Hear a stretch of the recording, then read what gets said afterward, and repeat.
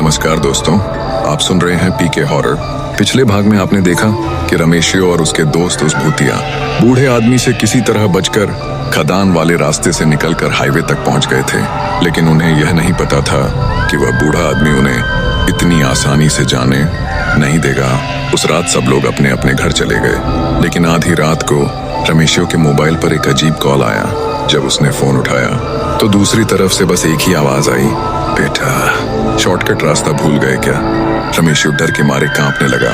उसने तुरंत अपने दोस्तों पेनियो, दीपलो, गोविंदो, फोमो और मोदियो को फोन किया। सभी ने एक ही बात बताई कि उन्हें भी वही कॉल आया था। और सबसे डरावनी बात यह थी, उस नंबर पर कोई भी नाम नहीं था, सिर्फ लिखा था। अगले दिन सुबह सब लोग फिर से खदान पर मिले। रमेशियो बोला, कल रात जो हुआ वो मजाक नहीं था।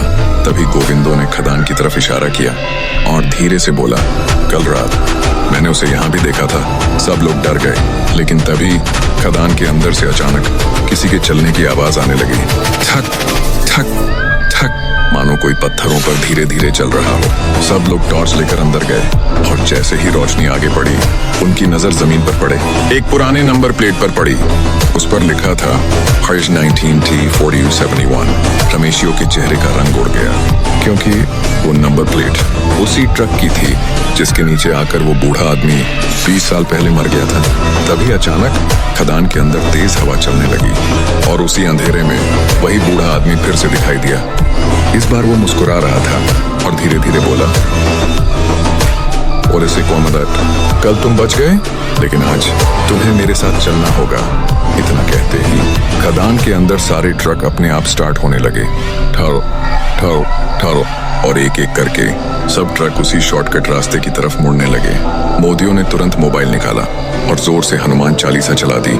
जैसे ही आवाज गूंजी, वो बूढ़ा आदमी जोर जोर से चीखने लगा और अचानक गायब हो गया। सबने राहत की सांस ली, लेकिन तभी रमेशियो के ट्रक के शीशे पर किसी ने उंगली से लिखा हुआ था, मैं अभी भी यहीं हूँ। और उसी समय खदान के बाहर सड़क पर एक पुराना ट्रक अपने आप स्टार्ट हुआ और धीरे धीरे उसी शॉर्टकट रास्ते की तरफ चल पड़ा।